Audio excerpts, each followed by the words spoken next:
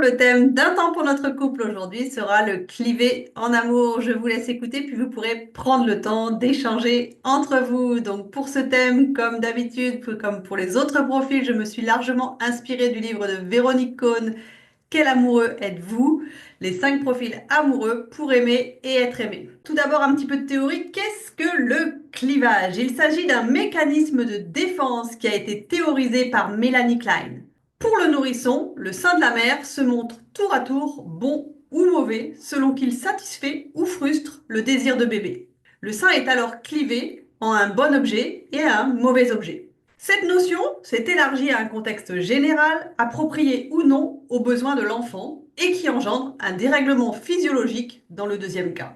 Ce clivage en bon et mauvais objet amène l'adulte à adopter les mécanismes suivants. Je suis une bonne personne ou je suis une mauvaise personne. Il bascule très facilement de l'un à l'autre et il projette ce fonctionnement à l'extérieur sur son partenaire. Ce mécanisme a trait à la notion d'impuissance et de toute puissance que les clivés de l'amour connaissent bien. N'ayant pas pu bénéficier d'un environnement suffisamment satisfaisant, ils ont dû compenser dès le plus jeune âge. Comme l'enfant ne peut concevoir que c'est son environnement parental qui est défaillant, il intègre la croyance que la faute lui incombe, même lorsque ce n'est pas le cas. Son mécanisme devient donc le suivant: c'est grâce à moi ou à cause de moi que je vais bien. Ça, c'est la toute-puissance. Ou c'est grâce à moi ou à cause de moi que je me sens mal. Ça, c'est l'impuissance. Alors, le clivé, qui est-il?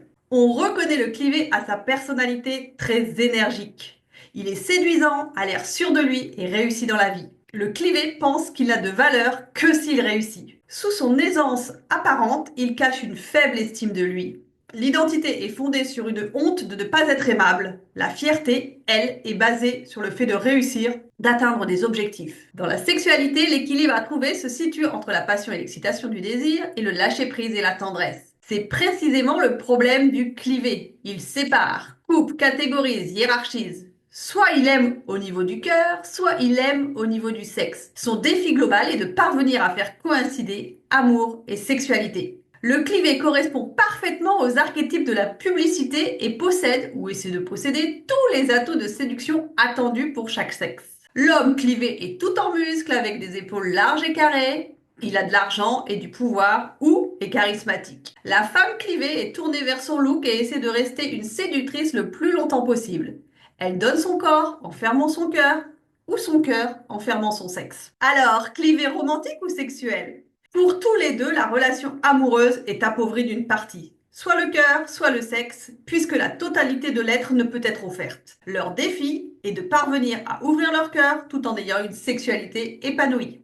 Le clivé romantique. Attentionnez aux petits soins, le clivé romantique regroupe tous ceux qui ont besoin de réparer les manques affectifs de leur enfance. À l'image d'un troubadour, il donne tout pour une femme aimée et idéalisée. Tout, à l'exception du sexe qui ne l'intéresse guère. Romantique, réservé et méfiant, il préfère renvoyer l'image d'un homme sensible. Cette représentation d'un homme respectueux de la femme l'amène à se couper d'une partie de lui-même. Le pôle féminin de l'homme occupe ici le premier plan. Empathique, il comprend les femmes, sait les écouter et les cerner. Chez lui, l'énergie sexuelle est soit peu incarnée, soit réservée à des femmes étiquetées comme sexuelles. Pour la femme, elle est désintéressée par les relations sexuelles, mais tout en attente de partage avec son conjoint. Ça, c'est largement répandu quand même. Au fur et à mesure de la relation, au début de la rencontre, le clivé romantique le semble parfait. Il montre de l'appétit sexuel et de la tendresse, tout a l'air normal et plutôt bien engagé. Mais quand la relation s'approfondit et dure, la tendresse prend le pas sur la libido. Le désir s'éteint, devient moins intense. La tendresse et l'attachement sont toujours présents, mais c'est comme si le feu de la passion avait disparu. Pour lui, c'est tout à fait normal.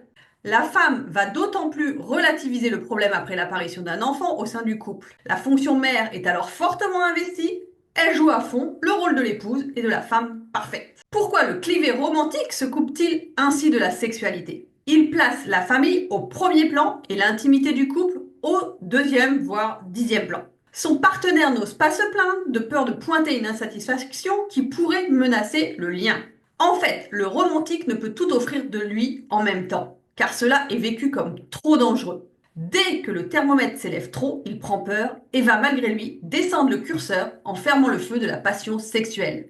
Il a besoin de tester également le fait que l'amour de son partenaire soit inconditionnel. La société cautionne les romantiques. La priorité, c'est la tendresse et la sécurité. Pour beaucoup de couples, la sexualité passe au second plan. Et voilà le clivé sexuel. Souvent séduisant, le clivé sexuel est extrêmement attaché à son image. Il aime charmer, y compris dans sa vie professionnelle, et s'entourer d'un tissu relationnel étoffé. Il a fermé son cœur blessé. La seule relation qu'il peut proposer se passe en dessous de la ceinture. Son seul point de contact avec son corps se fait par le biais de la sexualité.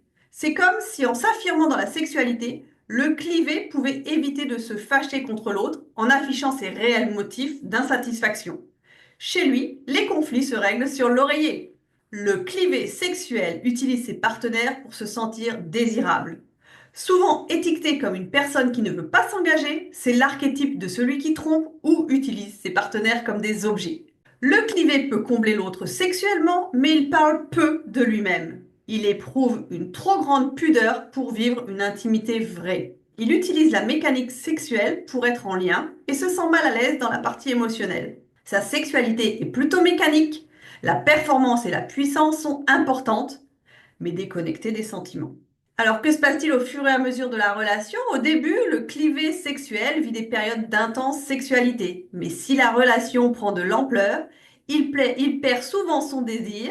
Il lui faut alors des relations sexuelles avec de nouvelles conquêtes. Il peut également être dur et cassant dans ses actes et ses propos de la même manière qu'il est raide et sévère envers lui-même. Dans son inconscient, la perspective de l'intimité est associée au rejet primaire de l'enfance. Il lui est difficile d'aimer un partenaire réunissant le sexe et le cœur en même temps.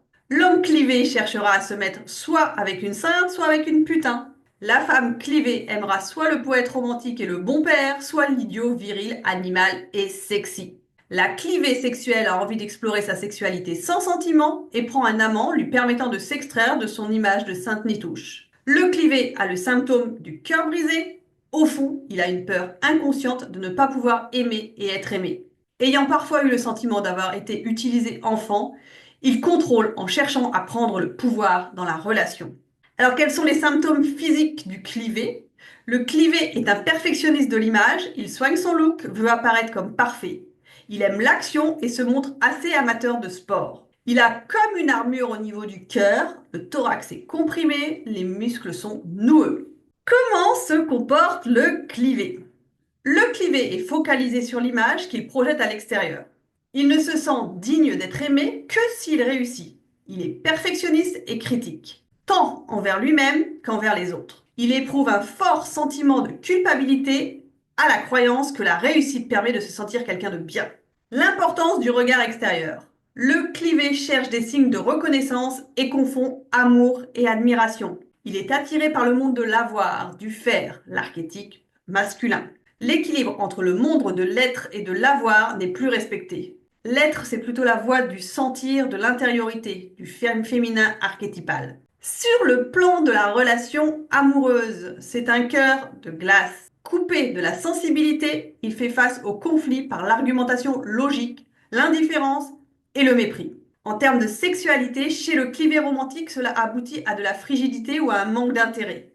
Quant au clivé sexuel, il est du genre à ne pas rester auprès de son partenaire après un rapport sexuel. Le clivé a tendance à rejeter l'autre en premier. Il se sent coupé en lui-même entre une orientation uniquement sexuelle et uniquement tendre. Il va s'attacher à des personnes qui ne peuvent pas jouer tous les rôles à la fois. Il projette son propre clivage sur le partenaire et il compartimente pour gérer sa vie amoureuse. Voilà, pour aller plus loin, donc vous pouvez lire le livre de Véronique Cohn, Quel amoureux êtes-vous? Les 5 profils amoureux pour aimer et être aimé. Pour ma partie, c'est fini. À vous d'échanger maintenant, de prendre le temps de commenter ce que vous avez entendu, en donnant à tour de rôle votre point de vue et en écoutant celui de l'autre. Si vous avez des questions, n'hésitez pas à les poser sous la vidéo. J'essaierai d'y répondre, soit dans les commentaires, soit par une autre vidéo. C'était Un temps pour notre couple avec Sophie Callier, psychologue clinicienne, thérapeute de couple et sexothérapeute. Je vous souhaite une belle journée et je vous dis à très bientôt pour de nouveaux sujets.